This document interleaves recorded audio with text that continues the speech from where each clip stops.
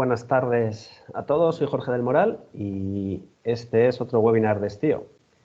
El webinar de hoy lo hemos llamado Eutanasia Empresarial. Es un nombre muy drástico, pero que va, por desgracia, un poco en línea con la actualidad que nos está tocando vivir durante el último año ya, pues por causas de la pandemia del COVID. Y para hablar de ello, tenemos a dos personas que son un auténtico lujo tenerles aquí hoy.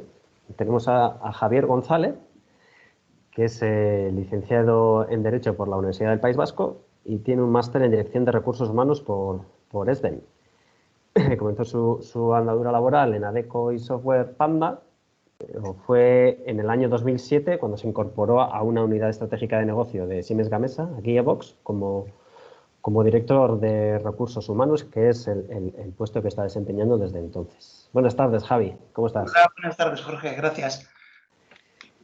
Y por otro lado tenemos a Sergio de Miguel. Sergio de Miguel, que dice que está casado y con 2 hijos y que para él es lo más importante. Pues por supuesto que sí. Yo además, ojo que tengo alguno pululando por aquí. Además, su propósito es conectar e inspirar personas para que puedan ser felices en el trabajo y en la vida. Casi nada. Sergio lleva más de 10.000 horas sacando lo mejor de personas y equipos desde el año 2015. Como nota, es un teleco, dice él, que con 30 años fue el directivo más joven de Eroski, donde ha pasado 14 años. Pues bueno, muchas cosas nos puedes contar de esos 14 años. Es autor del libro El Equilibrista. Se considera él mismo un equilibrista siguiendo su propósito. Además, colabora en empresas como Caja Laboral, Mau, San Miguel, Nivea, Cafés Baqué, me conocías todas. Y es profesor en varios MBAs. Y lo que más le interesa es que es formador de la metodología facilitación sistemática para generar espacios de transformación, algo muy nuevo y que nos contarás un poquito. Así que, Sergio, muy buenas tardes, ¿cómo estás? Facilitación sistémica. Igual te lo puse mal o Perdón, lo he leído yo mal. Tenía yo aquí la perdona. A veces tiene la sistémica tiene esto, ¿no? Que es cuando hay algo y dices, bueno, ¿qué querrá decir que haya dicho sistemática en vez de sistémica, ¿no? Y cómo aprovechar lo que sucede. Sí. Pues bueno, buenas tardes, Jorge, y Javi también encantado y gracias por la invitación. Oye, muchísimas gracias a los dos otra vez por estar aquí y bueno, vamos a empezar. O sea, al final, pues bueno, las cosas no van tan bien en una empresa y lo primero es transmitirlo, ¿no? ¿Cómo lo hacemos? Javi, ¿te atreves a empezar? Pues lo primero, yo soy de decir la verdad, ¿no? Y yo creo que además es una cosa muy importante. Para comunicar, sobre todo cuando hay que comunicar malas noticias, incluso cuando hay que comunicar buenas, lo más importante es eso, decir la verdad, ser honesto, ser humilde. Cosas que por otro lado no son muy distintas a lo que nos han enseñado nuestros padres cuando éramos pequeños, ¿no? No mientas. No puede ser, lo hablábamos en el previo antes de empezar a charlar, ¿no? Que una empresa esté dando unas ganancias de la pera y de repente pues aparezca con unas malas noticias, ¿no? Lo que decimos tenemos que hacerlo, ¿no? De la misma forma que si estamos teniendo pérdidas tampoco podemos coger y abrir la cartera y decir, bueno, que no pasa nada, ¿no? Y que haya un despilfarro. Entonces, a partir de ahí, o sea, teniendo en cuenta qué es lo que tenemos que comunicar, lo más importante luego es el cómo hacerlo, ¿no? Yo creo que es muy interesante, y aquí Sergio nos podrá ayudar algo más, el buscar oportunidades de comunicación. En muchas ocasiones las tenemos, pero otras incluso a veces no las vemos, ¿no? Y oportunidades pues se nos dan muchas. Pues no solamente desde los recursos humanos, ¿no? Que estamos todo el día, bueno, pues hay que dar comunicación por escrito y se nos generan a lo largo del día un montón de oportunidades informales en las cuales pues puede ser muy interesante pues empezar a dar ciertas pistas a la gente, ¿no? Siempre es estar un poquito con la alerta puesta. ¿No crees, Sergio? Sí, ahí estaba como apuntando cosillas con lo que decías, Javi. Y, oye, claro, siempre comunicamos. Bueno, recuerdo uno que decía, comunicamos por acción o por omisión. O sea, tanto si hacemos como no hacemos, ya estamos comunicando algo, es inevitable, ¿no? Entonces, como las vías de comunicación, digamos, más formales, las más informales, como decías, escuchaba estos días en el Congreso de APD a una directiva decir que ellos habían comunicado con la pandemia más que nunca en la vida. Creo que eso es algo que espero que nos haya enseñado la pandemia, ¿no? A estar, o sea, había tanto cambio que era como todo el rato, y igual hasta demasiado. Semanal. Claro, ¿no? Y los primeros días diarios, porque era como el protocolo, la protección, que si los EPIs, que sí, que sí, no. Entonces, ahí la primera parte es que comunicamos siempre. Entonces, que hay que tener como mucha conciencia de eso, de que siempre estamos comunicando, ¿vale? Eso sería por una... Y a veces pasa, y por poner ejemplos, que creemos que el comunicado oficial es el que vale, pero luego, claro, salimos y vamos a la máquina del café y decimos, ya, pero esto que ha salido es una castaña.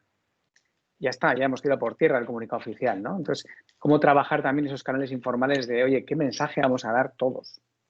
Eso por un lado. Y luego, por otro, quería dar un pasito antes a esto de dos cosas que me parecen importantes con ese tema de que ponemos eutanasia, que es como impactante porque es lo que más va a impactar. Claro, porque es un proceso para mí de decrecimiento. O sea, de repente estamos en un ciclo en el que parecería que tenemos que decrecer. O por lo menos yo lo siento así, que en general hay como una ralentización, o sea, tenemos que consumir menos recursos, tenemos que ser más eficientes, el planeta no da para más en personas, en uso, como estamos haciendo hasta ahora, ¿no? Entonces, lo primero sería aceptar eso, porque no nos han educado para eso. Nos han educado para crecer, para ir a más, para progresar. Estudia una carrera para que consigas un buen puesto, para que progreses, para que escales, y cuando eres un buen técnico, fuiste un buen mando, después de mando manager, después de manager director, entonces director de una empresa más grande. O sea, estamos como programados para eso. Y además, hacerse a lo bueno, siempre dicen, comentábamos antes, Javi, también la filosofía y la sabiduría de las amamas, ¿no? Sí. Que claro, y las amamas siempre dicen que hacerse a lo bueno es fácil, lo difícil es hacerse a lo malo, a bajar, ¿no? Entonces hay un puntito ahí también como de resistencia a querer mantener. Y entonces no tiene que ser la eutanasia, no tiene por qué ser será la última solución, no tiene por qué ser la solución. Y sí que es importante que pongamos visión, como decías tú, en el proceso, ¿no? Y desde cuándo comunicar. Entonces, ahí yo te diría, Javier, ¿en qué momento empezar a comunicar? Pues yo creo que desde que tenemos, en mi opinión, desde que tenemos evidencias de que algo está ocurriendo, ¿no? Y como bien has dicho, tenemos que comunicar todos a la vez. Yo creo que ahí es importante que la dirección de la empresa de turno, ¿no? Al tamaño que sea, estén de acuerdo con que el mensaje es el que es.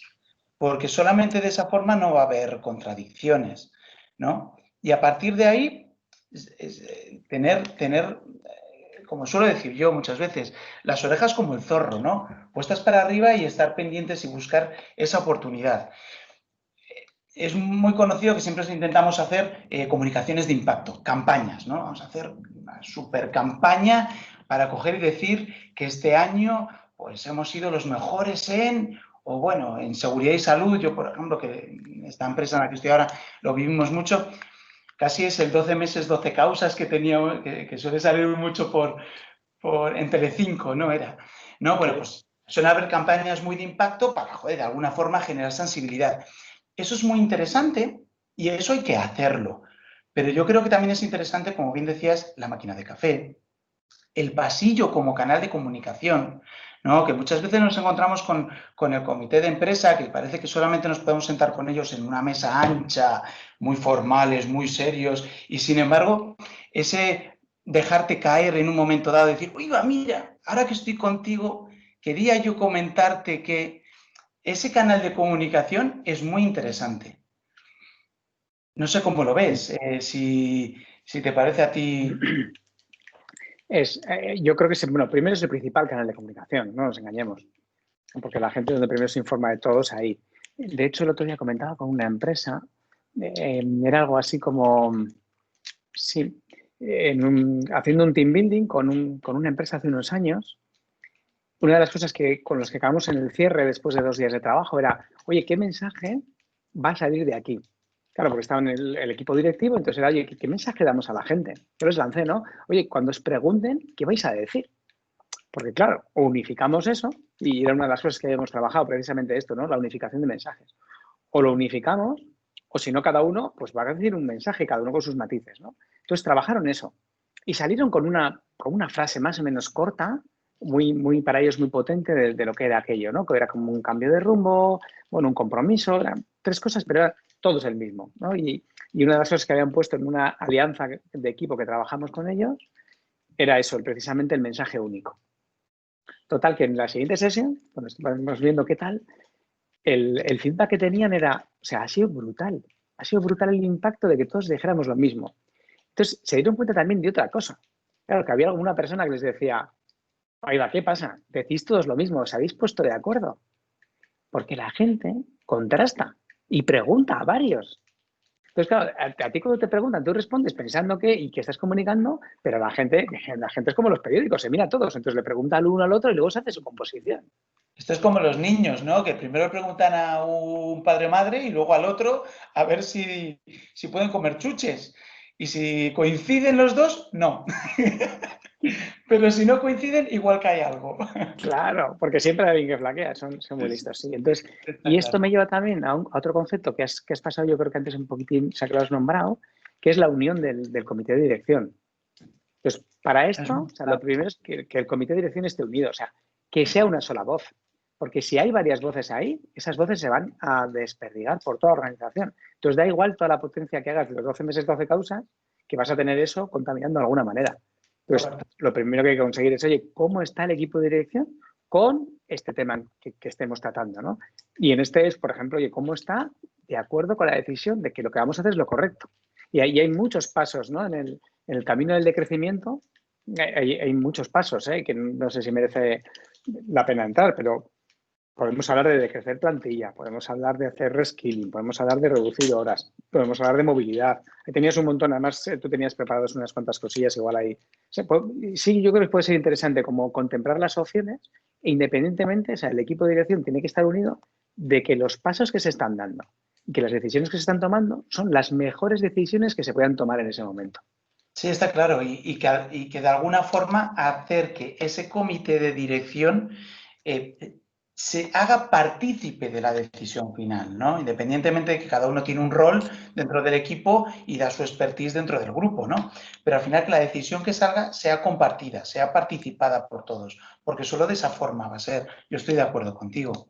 Y luego, pues bueno, pues ya buscaremos, como bien dices, hay un montón de herramientas para decrecer, ¿no?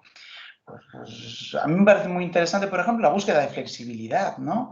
Que en muchas ocasiones el humano somos muy adaptativo y igual nos resulta más sencillo primero pasar por una fase de hacernos flexibles, como decías tú, de reskills, de reeducarnos, reorientarnos, buscar la manera de, ¿no?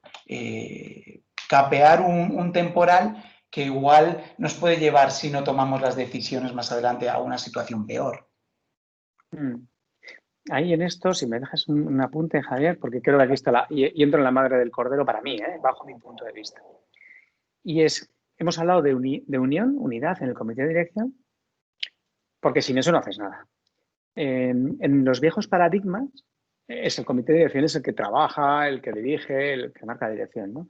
En los nuevos paradigmas de organizaciones que estamos trabajando, lo que llamamos organización STIL, y yo llevo trabajando tiempo con esto, no sé si a alguno sonará el libro voy a escribir en el chat, el libro de Frédéric Laloux, Reinventar las organizaciones, que si alguien no lo conoce, se lo recomiendo, es un bestseller durante muchos años y sigue siéndolo, y habla un poco de la evolución de las organizaciones y de los nuevos paradigmas de trabajo, ¿vale? Entonces, ahí lo que hablan es de la unidad en toda la empresa. Claro, previo tiene que ser el comité de dirección, evidentemente, ¿no? Y para mí es después buscar esa complicidad y esa participación activa de la empresa. Es decir, que ya no es el comité de dirección el que decide vamos a decrecer y vamos a hacerlo de esta forma, sino que el comité de dirección que es el que propone, oye, ¿qué alternativas tenemos? Oye, como empresa, ¿cómo queremos hacerlo? Pero claro, para eso, o sea, primero, conseguir una implicación. O sea, ¿cuándo te implicas tú en una decisión? Tú te implicas con una decisión cuando te sientes partícipe, cuando te han escuchado, cuando has podido aportar, cuando se te ha más o menos explicado, oye, que sí, que no y por qué. Y entonces ahí te puedes sumar a la decisión. Si no, es muy difícil que te sumes a la decisión, ¿vale? Porque sientes que a ti ni te han preguntado. Entonces yo me pongo en gente que está trabajando, que nunca les han dicho nada, ni si va bien la empresa, ni si va mal. Y hay muchas así, que no comunican nada de resultados. Yo conozco empresas muy grandes que el año pasado, y algunas de un entorno, digamos, cooperativista, y que decían, no, es que nunca hemos comunicado los resultados. Pero claro, si no comunican los resultados, me da igual, el día que va mal, tú dices, no, es que ahora hay que trabajar más. Y te dices, ¿por qué? Claro. O sea, ¿por qué? Porque tú lo dices. No, trabaja más tú, no te jode, con perdón. O sea, es así. Entonces, si queremos que la gente se implique, tenemos que hacerle partícipe desde el principio. Porque es muy fácil pedir implicación, lo que es difícil es tomar en consideración a las personas en cada momento. Estoy de acuerdo. De hecho, acuérdate, comentábamos cuando estábamos preparando esta jornada de ahora, que una de las dinámicas más interesantes es justo esa, arrancar con dinámicas con tiempo de participación, ¿no?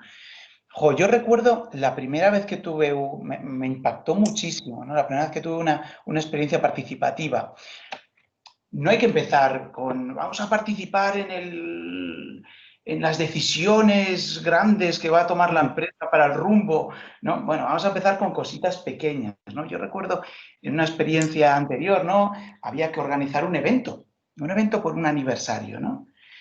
Y, jolín, pues teníamos muchas ideas, pero de alguna forma queríamos que la gente lo sintiera, porque, bueno, pues al director en aquel momento le había dado mucha importancia afectiva y tal. Y se nos ocurrió preguntarle a la gente, ¿a vosotros qué os gustaría hacer? Y de repente estábamos creando una comisión de festejos, como en un pueblo, ¿no? Está claro, teníamos un presupuesto, ¿no? Y teníamos una jornada. Oye, terminó siendo muy impactante como la gente. Claro, aprovechamos aquellas reuniones de aquella comisión de festejos para comunicar cosas. Chicos, no se puede hacer tanto porque la situación es. Chicos, joder, entended que esto no podemos hacer o esto podemos hacer, jolín, qué bien. Oye, la gente se implicó y es más, se redujo mucho el nivel de, ¿cómo decir? La tensión dentro del comité de empresa, que de hecho incluso había personas que habían participado, pero no por ser miembros del comité de empresa, sino porque les resultó muy interesante aquella situación. Entonces, la participación, empezando desde cosas pequeñitas, puede ser un camino muy interesante para recorrer. Sí, y has tocado un temazo ahí, Javier, que es el de, cuando has dicho como en un pueblo, es que realmente es eso. Es eso, sí. Claro, y en la evolución de las organizaciones hay una cosa muy, muy interesante que está pasando. Claro, que inicialmente en las organizaciones, las empresas daban el sustento a la gente, ¿vale? La comida, ¿vale? Sin eso no podías. Después empezaron a dar los estudios, la educación. O sea, la mayor parte vamos, incluso yo todavía llegando a mis padres, o sea, gente que tenías muy pocos estudios, muy poco acceso a estudios superiores. Claro, era muy paternalista, entonces tú entrabas allí, te formabas, claro, crecías profesionalmente, ¿no?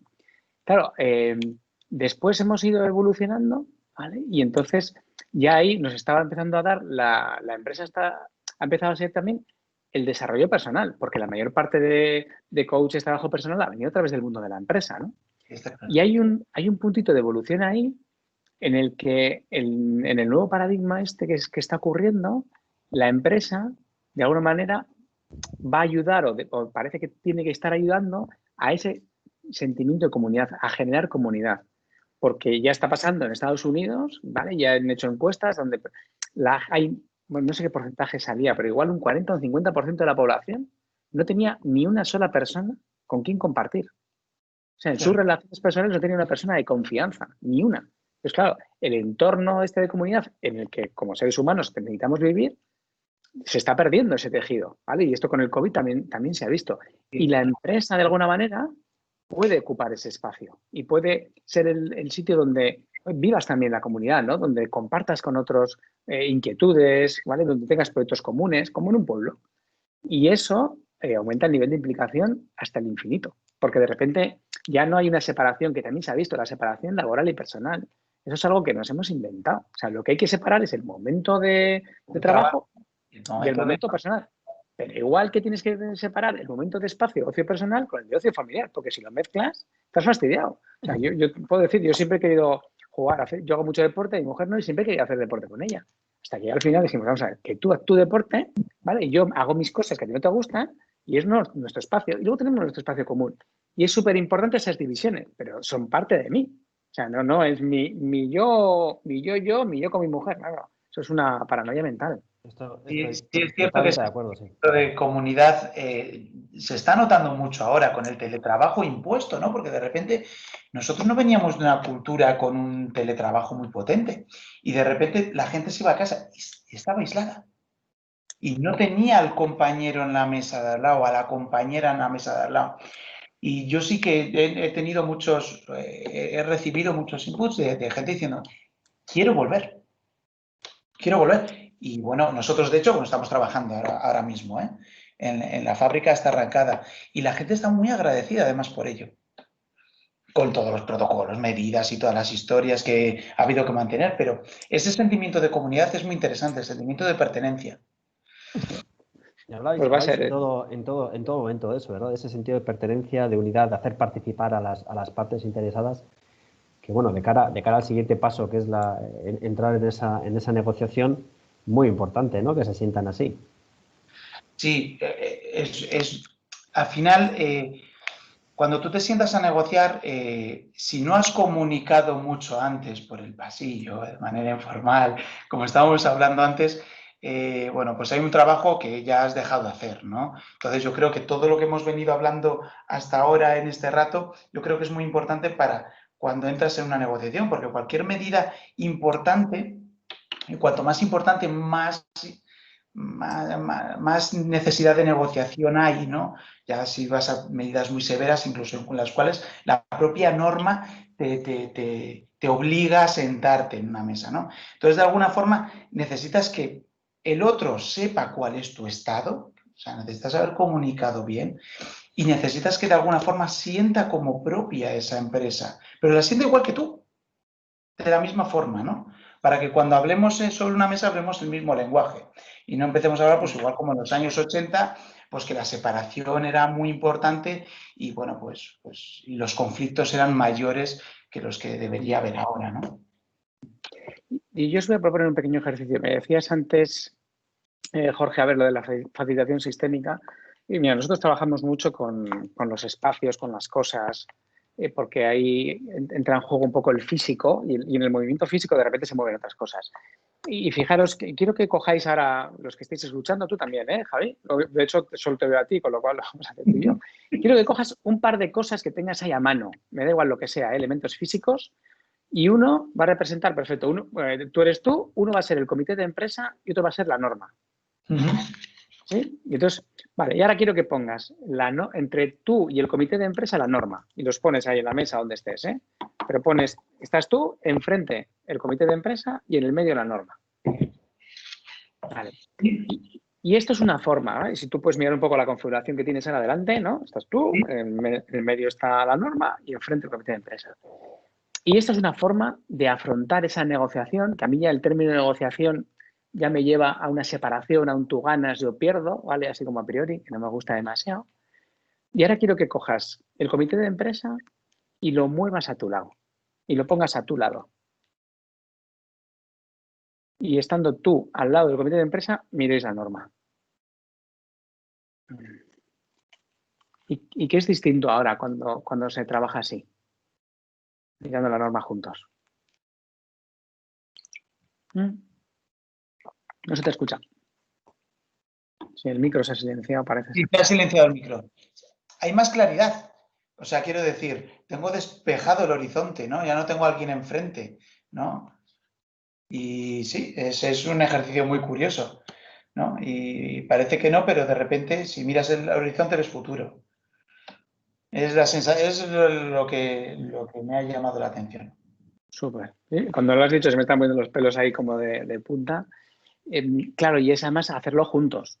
Estamos en el barco juntos, porque no podéis, o sea, el comité de empresa no existe si no hay una empresa, la empresa no existe sin los trabajadores. Entonces, es necesario, es un actor necesario dentro de esto. Claro. Y entonces trabajar eso desde la confianza, claro, o sea, cuando llevas 20 años de historia, la historia tiene un peso y hay que llevarla a otro sitio, ¿no? Y yo creo que es un poco la orientación sobre la que hay que trabajar, porque cuando eso ocurre, de repente empieza a aparecer lo que llamamos inteligencia colectiva. Es decir, que hay gente que tiene un montón de buenas ideas. Igual que pasó, el ejemplo me ha encantado el que has puesto, Javi, porque en el momento en el que entre 10 queremos diseñar los festejos, claro, estamos como limitados a nuestros 10 y imaginando lo que a la gente le puede gustar. Y eso suele acabar en un montón de críticas de esto se podría haber hecho asado, porque todos somos entrenadores, todos somos muy buenos. Y sin embargo, cuando le das esa oportunidad, o sea, la inteligencia colectiva aparece y a veces dices, es que hemos hecho un festejo de la leche, menos críticas que nunca y además igual está con menos presupuesto, ¿no? Yo con los años he aprendido que cuando la decisión la toma el otro, la decisión se hace. O sea, lo que sea, se hace. O sea, quiero decir, si cuando compartimos una decisión y la otra persona lo tiene que hacerlo, va a ser garante de esa decisión, ¿no? Y eso es muy interesante cuando te juntas con un comité de empresa, cuando te juntas en una charla con un trabajador, cuando estás con los mandos, ¿no? Que en los cuales tienes que coger y aplicar una dinámica, una directriz o lo que sea, ¿no? Si ellos forman parte de la decisión, que se va a hacer está garantizado.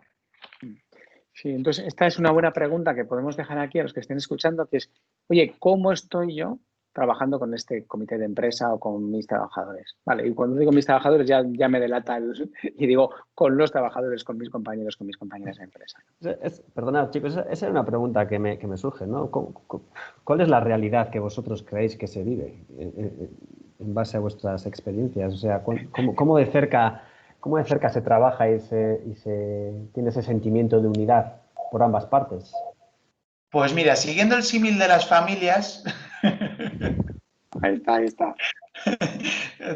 hay tantas realidades como familias, ¿no?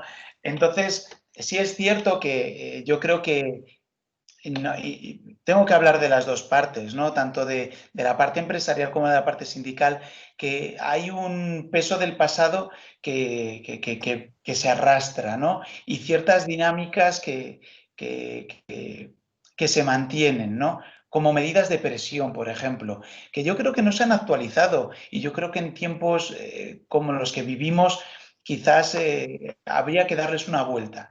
Y hablo tanto de la parte empresarial como de la parte sindical, ¿eh?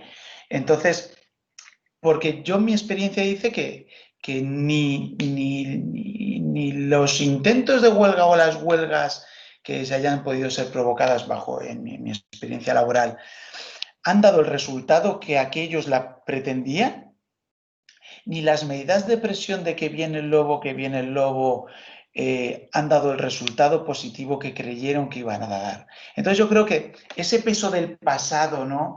Como decía, ¿no? de esos años quizás más duros de gran empresa vizcaína, en la cual la presión era muy alta y los medios eran muy grandes, ¿no? Y las grandes huelgas y demás, yo creo que eso ha generado un pozo en ambas partes que se arrastra. Y yo creo que hay que darle una pensada buena y actualizarnos, porque ya no vale eso en estos días. Fijaros cómo estamos dando esta charla.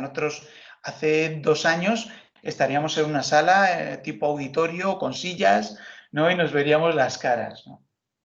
Por ejemplo. Sí, absolutamente de acuerdo contigo, Javi. Y creo que no podemos generalizar. Yo creo que cada vez son más, yo diría que lo que sí te diría es la tendencia, cada vez son más las tendencias bueno, lo que, por ejemplo, en Adegui llevan trabajando mucho tiempo el nuevo estilo de relaciones. Yo desde aquí hago una llamada a Vizcaya, me da una pena cuando veo que en la patronal guipuzcoana está trabajando en eso y llevan a Vizcaya pues años de ventaja, ¿no? Cuando seremos el pioneros en todo. Y están hacen un proyecto ahora que le llaman Fábrica, que va a ir como un edificio, trabajando precisamente ese estilo de relaciones, donde lo que promueven es que te sientes, ¿no? Te sientas con tus compañeros a buscar soluciones. Reaccionaron a una realidad que venían del pasado muy potente y claro, me parece que es una estrategia muy buena. Sí, entonces, claro, llevan muchos años con ese proyecto, ¿no? Poco a poco madurándolo. Y cada vez son más. Entonces, yo conozco mucha realidad porque trabajo con ADEG y les admiro además un montón. Entonces, conozco empresas que están un poco en esa onda. Dentro de esa onda, también te digo que te vas a encontrar con personas, trabajadores que dicen, sea, a mí que no me cuentes, que yo no quiero participar, que yo quiero venir, me dices lo que tengo que hacer y me voy a mi casa y me pagas. Y también es una realidad que nos encontramos, porque esto viene, ¿vale?, de que hay como 3 factores, ¿no?, que están influyendo en esto. Uno son los patrones, y es lo que comentaba Javi. Oye, llevamos mucho tiempo trabajando de una manera y ahora el entorno ha cambiado, entonces no nos vale lo de antes, pero el patrón de comportamiento es el mismo, ¿no? Entonces, esto yo suelo decir, ¿no?, que es, o sea, de repente nos ha cambiado el medio, ¿vale? Entonces el medio ahora es remoto, es telemático, en vez de ser presencial, y es como si pasas de la tierra al agua y nosotros seguimos en el agua intentando andar. No puedes andar en el agua. Puedes intentarlo, pero va muy lento. Tienes que nadar y es distinto. Y mueves otros músculos, es otra historia. Entonces, eso es un cambio de patrón, un cambio de hábito, un cambio de creencias y eso es algo que cuesta, ¿vale? Entonces, los patrones venimos de, pues eso, de movimientos mucho más duros y ahora esa realidad ya no es tal. Entonces, hay que cambiar esos patrones. Y hay que cambiar los patrones tanto en quienes tienen las empresas como en quienes están trabajando en ellas. Y luego, por otro lado, también nos encontramos con los procesos, claro, porque tenemos procesos de trabajo que vienen de esos patrones y eso nos lleva a unos comportamientos. Entonces, es una de las máximas o de las primeras incoherencias que nos encontramos, que queremos hacer las cosas de una manera, pero te encuentras con unos procedimientos de trabajo hechos que dices, por ejemplo, podemos hablar que los nuevos modelos TIL hay una transparencia en los salarios. Es decir, oye, mira, tendríamos que ser capaces de tener disponibles en un listado para que todo el mundo sepa quién cobra cuánto. Claro, eso, de repente en algún sitio dices, ya, pero es que hemos hecho tanto, o sea, es que nadie cobra lo mismo. O sea, cada puesto cobra un dinero, cada persona, ¿no? Es tan personalista que luego es difícil de sostener. Entonces, claro, el proceso que se ha seguido cambia. Y entonces hay una incoherencia porque tú empiezas a hablar de un estilo, pero cuando llegas a ciertos puntos, pues rozas. Y luego el tercer punto es la normativa. Que la normativa... No suele ayudar. No, vamos, yo de hecho estoy bastante descontento con eso, porque ahora con la normativa del teletrabajo se van a cargar el teletrabajo. O sea, de repente algo que era como una flexibilidad para evitar que el 10% de los jetas y los caraduras exploten a los trabajadores, que los va a ver y esos lo van a hacer, pase lo que pase, porque se van a buscar el camino, pues lo van a regular y la van a cagar. Estamos trabajando la autonomía de las personas, la flexibilidad y de repente el año pasado se impone el fichaje. Entonces, cuando tú impones un fichaje, claro, ya hay el presencialismo es mucho más, o sea, de repente te lleva a un presencialismo, te lleva, a mí me pagas por 8 horas, que no, Y yo no pagamos por horas. Me voy a las 4. Claro, que no pagamos por horas, que aquí lo que pagamos es por un resultado. El cliente no paga, no, o sea, en general nadie paga por horas. A mí, como coach, no me pagan por horas, me pagan por resultado. Yo suelo decir, si lo puedo hacer en media hora, tendría que ser más caro porque aporta más valor, ¿no? Pero, entonces creo que esos 3 elementos entran mucho en juego. Los patrones, creencias, cultura, el tema de los procesos ya implantados y a dónde nos llevan, ¿vale? Y ahí hay un descuadre. Y luego la normativa. Creo que son 3 puntos que hay que tener, bueno, que hay que ir pues modulando porque nos van llevando. Sí, bueno, y lo que decimos, que además como la norma tiene un peso muy grande, porque de hecho para tomar ciertas medidas nos obligan a pasar por esas fases, por ejemplo, de negociación, ¿no? En cualquier tipo de ERTE, por ejemplo. La norma y además está fiscalizado, o sea, la propia administración te dice, oye, tú tienes que iniciar este proceso, ¿no?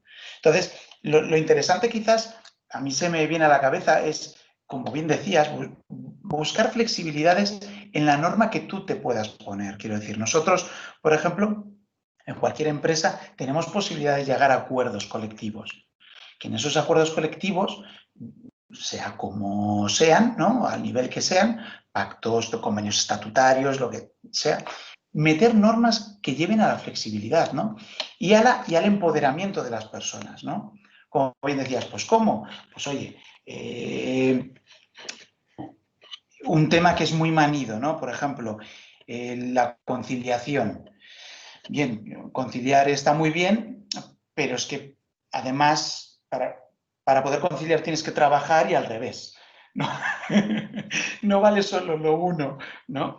Que exista posibilidad de poner los horarios como una persona, si yo estoy trabajando por resultados, como bien decías, ¿no? Y si yo quiero trabajar de 7 a 3 de la tarde y doy el resultado porque tengo que trabajar de 9 a 8 de la tarde con 2 horas o 3 para comer, ¿no? Yo creo que se tiene que tender hacia eso, ¿no? A que las normas que nosotros vamos a poner, las que vienen dadas por gobiernos de turno, pues las podemos cambiar. pero las que nosotros nos vamos a imponer y en las que tenemos que llegar a acuerdos, tenemos que intentar llegar a esa flexibilidad.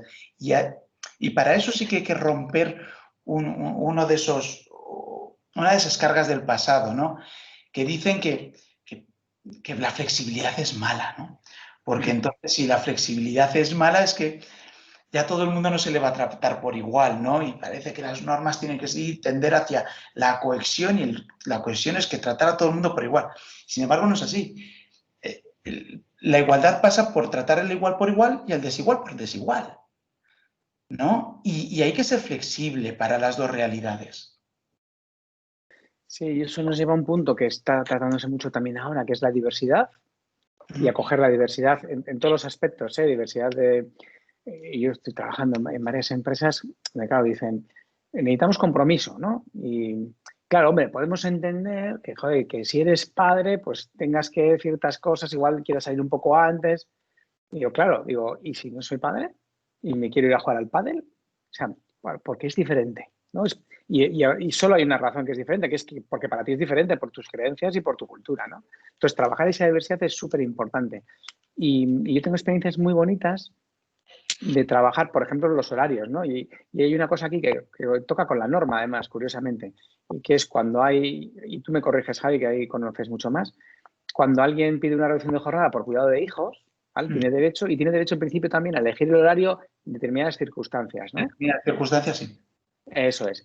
Bueno, pues ha habido casos en los que, claro, se le ha dicho al equipo, oye, organizaros vosotros, vosotras, organizaros para cubrir todo el horario, dar todo el... y que cada uno tenga, joder, la flexibilidad que necesita, ¿no? Oye, el Y resultado, esto, bueno, claro, en general, y digo en general porque siempre hay excepciones, porque, claro, cuando miras la excepción, luego resulta que es gente que lleva en la mochila muchas historias que a ellos no le dejaron y es, a mí no me dejaron. Entonces, claro, hay trabajo hay que hacer porque todos ¿qué no tenemos te una voy a historia. dejar? Claro, no, hay mucho de eso. Y encima, a mí no me dejaron y tú no hiciste nada. Entonces, bueno, hay cosas ahí que hay que entender también, ¿no? Pero bueno, en general el resultado es bastante mejor y con un matiz muy importante que hemos empezado, me encantó, porque hemos empezado hablando de flexibilidad y 45 minutos después volvemos a hablar de flexibilidad, en este caso para el equipo, que a la vez después entiende que esa flexibilidad también es necesaria en la empresa en determinados momentos. Y más ahora, y más ahora. O sea, en este momento que, quiero decir, no hay mal que 100 años dure. Y supongo que el COVID, que está siendo un absolutamente todo y tenemos un bombardeo constante, parece que llevamos un montón de tiempo, bueno, llevamos 6 meses, ¿no? Pero está siendo toda una vida. Estamos haciendo muy patente la flexibilidad y ahora mismo es cuando más la necesitamos, ¿no? Justo para eso, pues para poder ir a casa a poder trabajar y trabajar desde casa. No es que yo en casa no trabajo. Oye, igual sí, igual podemos buscar la forma de hacerlo, ¿no? Igual en todas las actividades no se puede. Un panadero tiene que hacer pan y lo tiene que hacer en un horno, ¿no? Lógicamente. Pero quizás el mando, la persona que se encarga de la administración, la persona que se encarga de un montón de tareas que pueden ser igual un tanto auxiliares o necesarias, pero desde la distancia quizás no tenga por qué ir, ¿no? Y nos tenemos que dar posibilidades. Yo creo que la flexibilidad es muy interesante para tareas, para tiempos, horarios, yo qué sé, vacaciones, ¿no? Oye. Perdona, Javi, ¿y cómo ajustamos esa flexibilidad? Porque claro, cuando las cosas van bien es más fácil, pero cuando estamos hablando de adaptarse, de flexibilidad para adaptarse a un ERTE, a un ERE, a un cierre de empresa, ¿no? Con esos miedos que siempre están por ahí pululando, ¿cómo tratamos? ¿Cómo lo tratamos?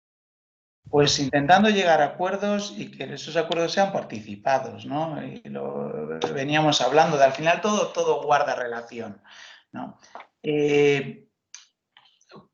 Decíamos al principio, cuando hay señales de que las cosas no van bien, el comité de dirección al unísono tiene que decir, ¿no? Un mismo mensaje, las cosas no van bien, pero no solamente decirlas, también hacer ciertas cosas, ¿no?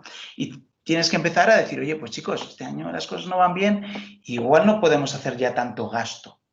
Tenemos que empezar a decrecer un poquito en ciertas cosas que había y empezar a ser flexibles en otras, ¿no? Esos pasos se van viendo de tal forma que cuando, oye, te encuentras con una situación sobrevenida como ha sido la de ahora, el coronavirus, una persona que tenga un restaurante con un equipo de personas trabajando y de repente te cierran. Quiero decir, las normas te articulan la posibilidad de, ¿no? Pero si tú has trabajado muy bien todo lo anterior, de alguna forma a esos trabajadores no les vas a tener que coger y explicar, chicos, las cosas van mal. No, las cosas ya sabíamos que iban mal. ¿No? Y entonces les has hecho participar de la información y de alguna forma cuando les dices, vamos a tener que parar un mes, que es lo que nos obliga al gobierno vasco en este momento a cerrar. Pues bueno, y luego después, chicos, pues igual tenemos que coger y mirarnos un poco el bolsillo a ver cómo nos hemos quedado. Igual nos tenemos que ajustar. Igual la gente lo entiende. Por lo menos entiende las cosas porque se las hemos ido diciendo y explicando a lo largo del tiempo. Yo creo que eso es interesante, es sembrar. Es ir sembrando poco a poco. No sé si contesto, Jorge, a lo que me decías. Sí, perfectamente. Gracias, Javi. Yo añadiría a esto que me ha encantado, Javi, porque creo que es la manera. No sé si la única, pero a mí la única que acaba bien con la implicación de las personas. Y luego hay otra cosa que es, tú has nombrado, Jorge, el miedo. Esos miedos, ¿no? El miedo normalmente aparece cuando hay incertidumbre. Entonces, claro, es lógico que hay mucha gente que tenga miedo porque no sabe ni cómo va la empresa. Entonces, claro, oye que las cosas van mal, pero claro, dice, pero cuánto de mal tampoco sabe. Además, de cuánto de mal no sabe si están pensando en subcontratar su actividad, si llevarla a otro país extranjero cuando hay diversidad, incluso si cierran porque los dueños, yo me encuentro casos donde los socios son mayores y toda la gente empieza a lucubrar si ya con esto se querrán jubilar. O sea, el miedo es de incertidumbre del desconocer. Cuando hay información y hay conocimiento, el miedo automáticamente baja y se relaja. Y el otro caso en el que aparece el miedo es cuando hay mentira. Cuando me cuentan algo que yo veo o que sé que es mentira o que después no se cumple. Y entonces digo, ya a partir de ahí desconfío de todo, ¿vale? Hay desconfianza y hay miedo. Entonces, aquí hay una clave que has tocado casi como sin querer, que es, oye, ¿cómo trabajar el miedo organizacional? Porque cuando hay miedo, realmente es que hay incertidumbre o hay algo que no se está comunicando debidamente, o una mezcla de las dos cosas, ¿no? Entonces, oye, ¿cómo trabajamos esto? Porque claro, con miedo no se puede vivir. Con miedo no se puede trabajar. O sea, ese era el eslogan, cuando lo he dicho, que teníamos en un show que hicimos, que era, con miedo no se puede vivir. O sea, que estás atenazado. O sea, no accedes a tus recursos, no eres igual de productivo, no metes O sea, puedes estar 8 horas en el trabajo en físico, pero no lo estás en alma. Y claro, desde ahí estás perdiendo muchísimas oportunidades en el trabajo. Entonces, lo que pasa es que la cuenta de explotación es muy jodida, con perdón, porque la cuenta de explotación es muy visible. O sea, ahí quitas una persona y quitas un gasto, ¿vale? Quitas un local y quitas la luz, y eso lo ves. Pero cuando metes miedo, tú no ves nada en la cuenta de explotación. Claro, ves luego el resultado, que hemos vendido menos, hemos producido peor, pero no es una asociación tan directa que lo veas. Y hay muchísimos intangibles, ¿vale?, que no son visibles y que hasta que no empezamos a dar consciencia de eso y visibilidad, pues no empezamos a tomar algunas decisiones, ¿no? Entonces, todo esto que hemos estado comentando, cuando de repente metes la variable del miedo y el impacto que tiene, o sea, tú piensas que puedes tener a toda tu plantilla, toda la plantilla de tu empresa trabajando con miedo, y entonces piensa cómo eres tú trabajando con miedo. Y claro, la cosa ya entonces cambia, ¿no? Sí, falta cualquier disculpa o cualquier chispazo para que la tensión suba mucho, el clima se desmorone, que ya estaría desmoronado con miedo, y bueno, pues puedas de repente tener un conflicto, ¿no? Y eso es indeseable, y encima sería un añadido a una situación pues igual complicada que pueda tener la empresa. Entonces sí, yo estoy de acuerdo, sinceridad y confianza es lo que hay que generar, ¿no? Porque una medida, por ejemplo, que puede ser previa a un cierre, a un ERTE o demás, como puede ser, pues yo qué sé, movilidad funcional de trabajadores, internalización de procesos, ¿no? Ahora las empresas tenemos mucha parte de nuestros procesos subcontratados en terceros que saben hacer las cosas perfectamente, ¿no? Como le dices tú a un operario, oye, que es que la cosa está mal y a partir de ahora aquello que hacía aquel lo vas a empezar a hacer tú. Dices, ¿y eso? ¿Por qué? No, porque la cosa va mal. Pero esto no me lo habías dicho nunca, ¿no? No, joder, hay que empezar a sembrar antes, ¿no? Para eso, para quitar esa tensión, porque si tú de repente llegas con esa, yo me veo qué es lo que ocurre. Bajada al vestuario, el pasillo como canal de comunicación. Bajas al vestuario. Oye, que me ha dicho Javi que mañana voy a empezar a barrer yo los baños. La cosa está muy jodida. Bueno, al día siguiente hay un pitote de Dios tan mal. Increíble. Tantos pensando que van todos a barrer. Sí. Entonces hay que sembrar comunicación y eso, y confianza y ser sincero en lo que haces. Y yo voy a añadir una cosa que después de estar hablando aquí un buen rato, digo, ¿por qué es importante todo esto que estamos diciendo? ¿No? Y claro, cuando llegamos a una situación de cierre de un proyecto, y me da igual de un proyecto que de una empresa que de un área, o una fábrica de un grupo, claro, el hacerlo bien, hacerlo mal, hay una diferencia en el cómo brutal. Y la diferencia también nos la podemos llevar en las mochilas durante mucho tiempo. ¿Sí? Y entonces, yo estaba justo recordando en una conversación que he tenido hoy con una persona relevante en el mundo empresarial del País Vasco y la innovación, y me decía, claro, es que, joder, Sergio, necesitamos que nos eches una mano en algunos casos porque hay temas de personas que no se están viendo, que se ven como problemas de negocio, pero son de personas. Y me ponía un caso de una persona que estaba en un proyecto nuevo, que el proyecto nuevo tenía una pinta estupenda, pero que sin embargo no arrancaba, no sabían por qué, no echaba a andar. Entonces, cuando han estado así un poco enredando, dicen, claro, es que esta persona resulta que el proyecto anterior todavía está la página, o sea, se está desmantelado, pero todavía la página web está activa, en LinkedIn y en alguna otra red social también está. La relación de repente con los socios ha sido visible por todos los medios, que ahora es que todo es súper visible. O sea, lo de no engañar es que es, o sea, es mejor no engañar porque van a pillar, como lo del mentiroso, te pillan Va a pillar fijo.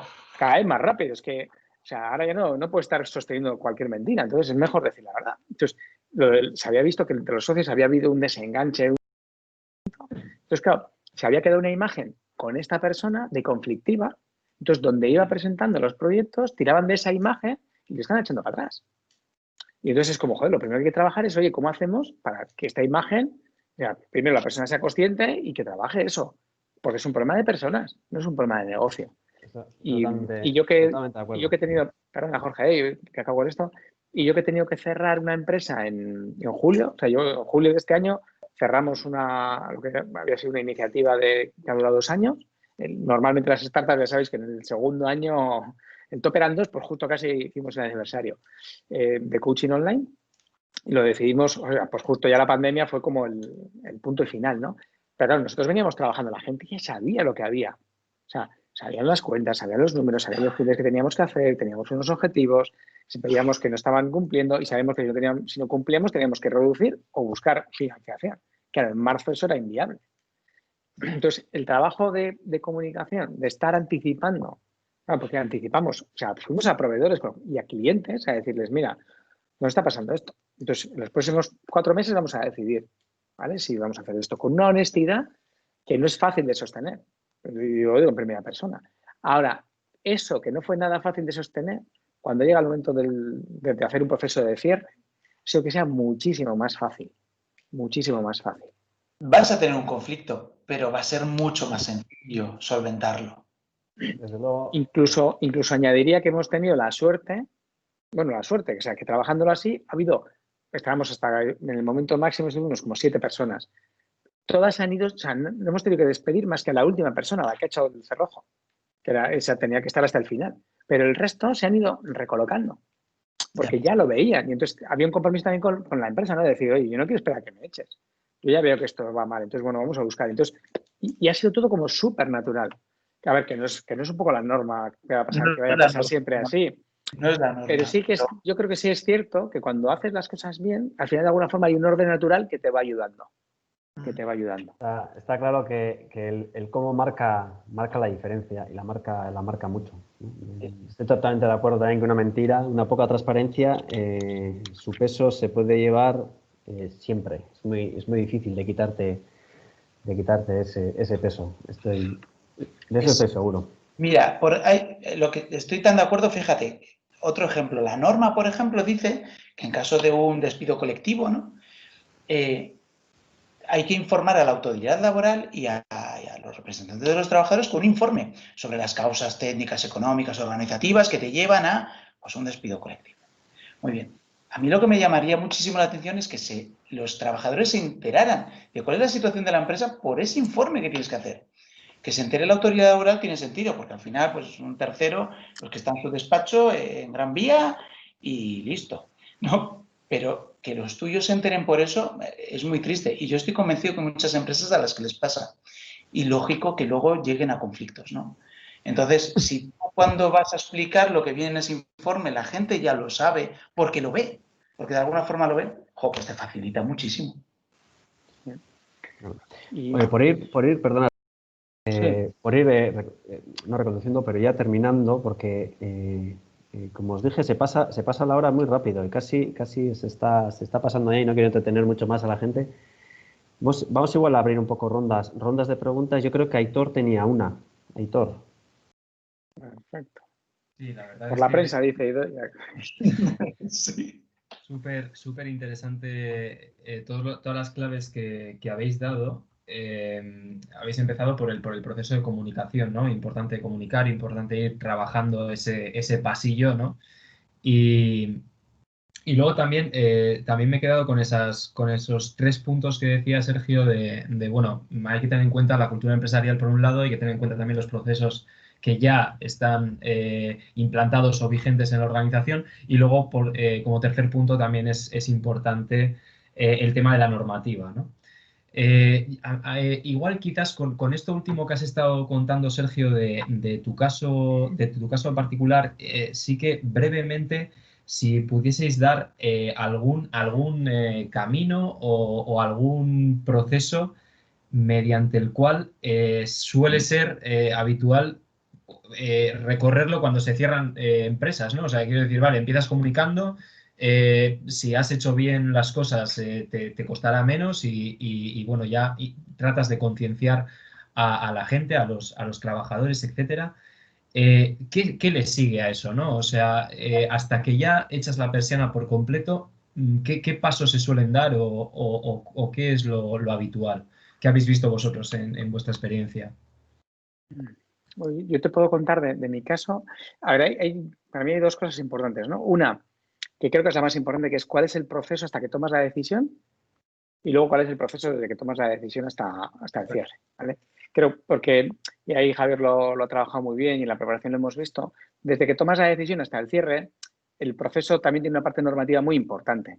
Entonces ahí yo además he asistido a un seminario que hacían en Sevilla, una asociación que decía cómo matar la startup, algo así, antes de que te mate a ti, ¿no? Y entonces hablaban de que abrimos muchas startups, pero nadie habla de cómo se cierra. Entonces, lo primero es cógete un buen abogado que sepa de esto. O sea, yo eso, vamos, y aprendizaje, nos gastamos un dinero en el abogado y dijimos, mira, el dinero es mejor invertido, os lo aseguro, ¿eh?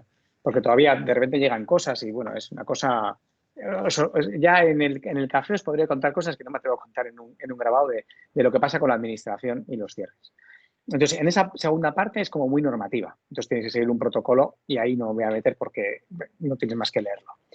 Y creo que la primera parte es la más importante, que es, si no has hecho bien el trabajo, te enfrentas en un problema que es que tienes que comunicar a alguien por primera vez que la cosa no está yendo bien. Entonces, eso es de antes, vas comunicando, contando, y lo que hicimos nosotros fue hacer partícipe al equipo de todas las decisiones.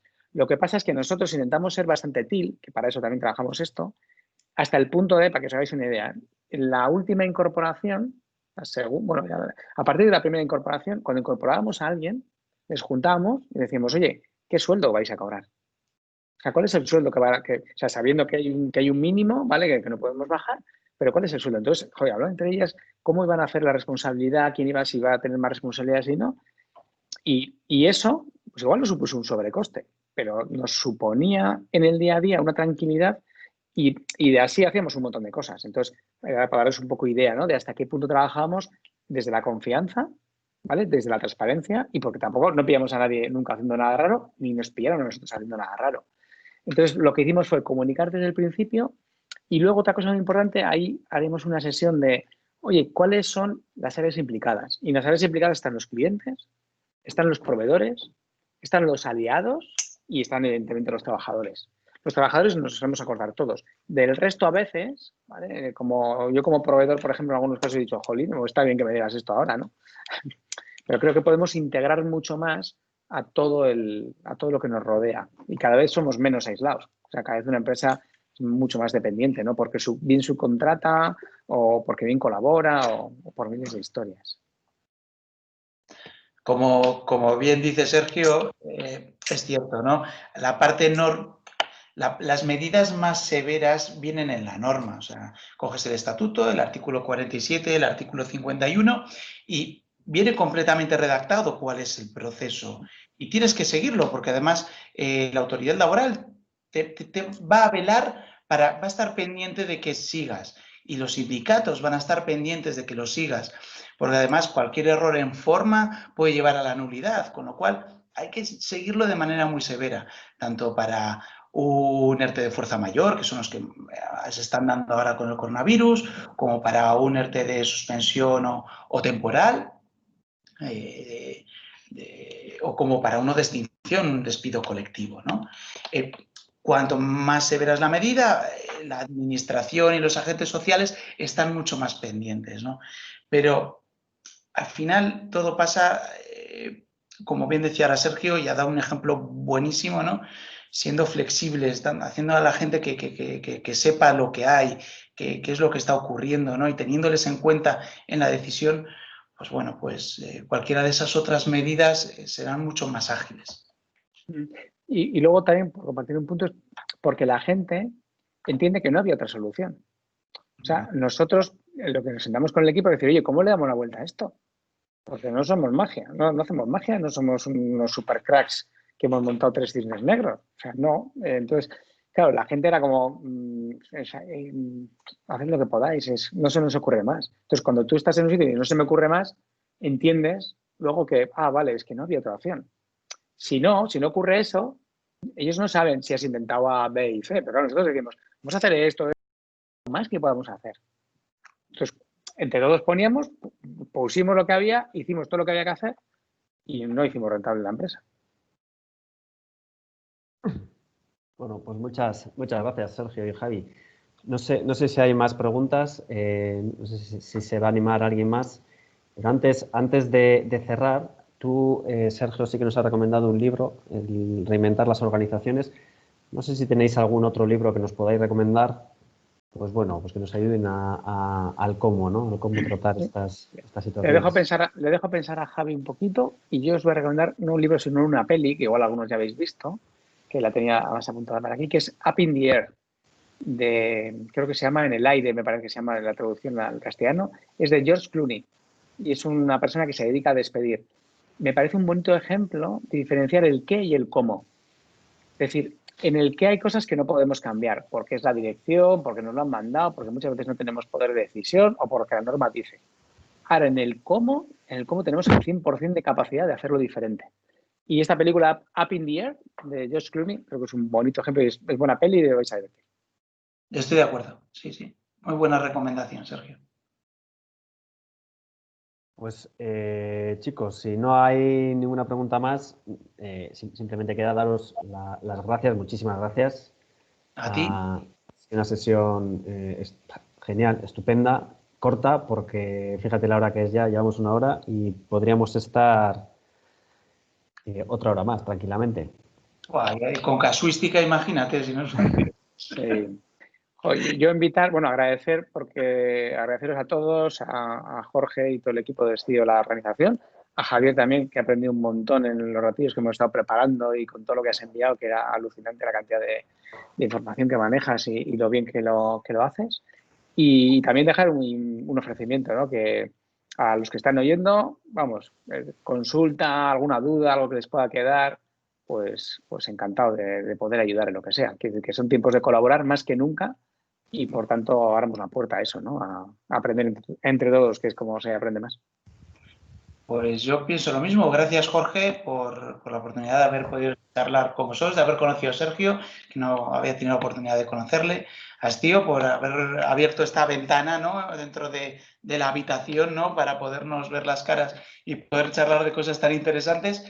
Y lo mismo también ofrezco la mano, ¿eh? Si alguien de los que estáis por aquí, Idoia, Pello, Aitor y demás. O sea, pues bueno, tenéis el contacto, no sé si supongo que en el chat, y si no, a través de Jorge, y bueno, pues a vuestra disposición para si os puedo echar una mano, porque colaborar pues es estar en un pueblo, ¿no? O sea, lo hablábamos desde el principio, ¿no? Está el vecino malo que siempre se queja, ¿no? Pero bueno, de vez en cuando hay que ser buen vecino y echar una mano a aquello que hace falta. Fenomenal. Oye, pues muchísimas gracias, y muchísimas gracias también a los asistentes, que me he olvidado de vosotros por haber estado ahí, y que os esperamos veros más adelante. Esperemos que tengamos más colaboraciones. Sergio y Javi, seguro que estaréis invitados, y sería un placer teneros de nuevo. Muy bien. Muy bien. Muchas gracias, chicos. Oye, encantado. Buena tarde, noche. Igual.